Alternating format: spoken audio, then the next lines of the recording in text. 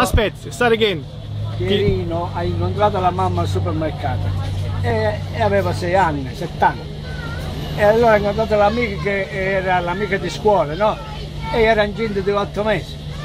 Allora ci ha detto, e tu quello è il primo? E questo, sì, questo è il primo, no? Oh, che dolcezza, tu devi venire a casa mia per un caffè. Allora il giorno dopo è andato per il caffè, la mamma ha detto a Pierino, tu fai lo bravo, che se tu fai lo bravo ti compro la bicicletta.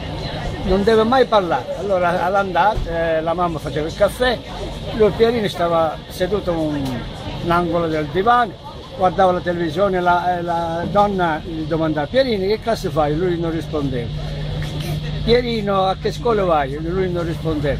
Allora questa cosa ha detto la mamma, non mi hai detto che tu avevi un po' il deaf and dumb?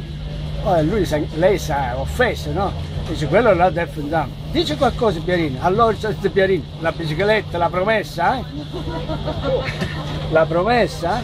Allora lui si è alzato, è andato vicino a quella gente, ci ha toccato la pancia e dice si chiamate ieri sera, eh? Hai capito?